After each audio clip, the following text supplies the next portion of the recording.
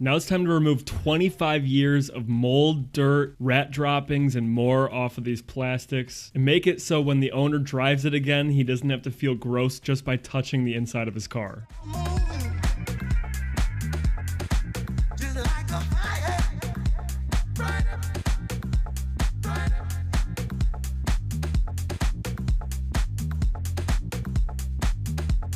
You better stop moving.